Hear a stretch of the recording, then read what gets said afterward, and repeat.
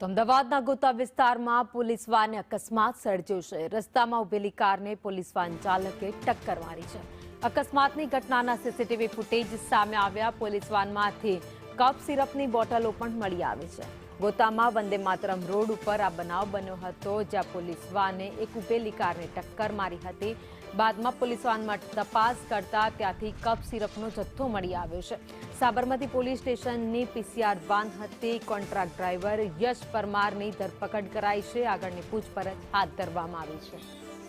વધુ અપડેટ સાથે સંવાદદાતા દિવ્યા લાઈવ અમારી સાથે જોડાઈ ગયા છે. દિવ્યા, પોલીસ વાનમાંથી કપ સિરપનો જથ્થો મળી આવ્યો છે.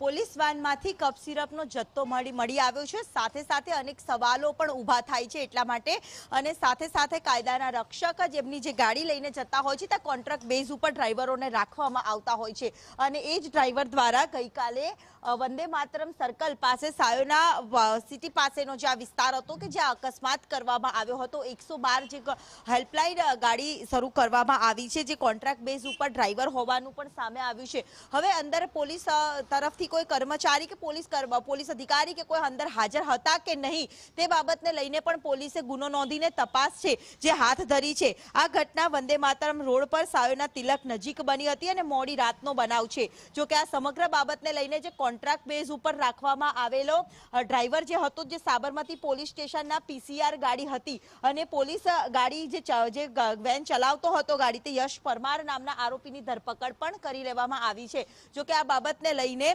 તપાસ છે જે હાલ શરૂ કરવામાં આવી છે. શહેરમાં સતત અકસ્માતોના બનાવોમાં વધારો થઈ રહ્યો છે, ત્યારે પોલીસ વાન તરફથી પણ આ પ્રકારનું પીસીઆર વાન તરફથી પણ અકસ્માત કરવામાં આવ્યો છે. તેને લઈને પણ અનેક સવાલો ઊભા થયા છે. સાથે જે કપ સિરપો મળી આવી છે, એટલે આ નશા કોણ કરતું હતું? પોલીસ કર્મચારીઓ જો અંદર હાજર હતા, કોન્સ્ટેબલ કે કોઈ પછી અન્ય હાજર હતા, તે કરતા હતા કે ડ્રાઈવર કરતો હતો, તે દિશામાં પોલીસે વધુ તપાસ હાથ ધરી છે.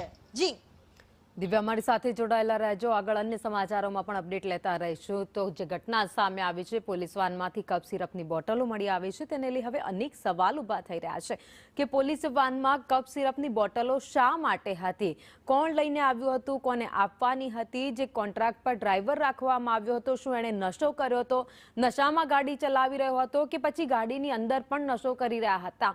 આ સાથે જ એવા સવાલ પણ ઊભા થાય કે અંદર કોઈ પોલીસ કર્મચારી હતા કે નહીં, કારણ કે અત્યાર સુધીમાં એવા અનેક બનાવ સામે આવી ચૂક્યા છે કે જેમાં પોલીસ કર્મચારીઓ નશાની હાલતમાં ઝડપાતા હોય છે. ત્યારે આ ઘટનામાં પણ એવા સવાલ થઈ રહ્યા છે કે શું પોલીસ કર્મચારી નશાની હાલતમાં હતા કે નહીં, કે પછી જો પોલીસ કર્મચારી નશાની હાલતમાં હતા તો તે આ મુદ્દાને દબાવવાનો પ્રયાસ થઈ રહ્યો છે, અથવા તો પછી માત્ર ડ્રાઈવરનું નામ આગળ કરવામાં આવ્યું છે.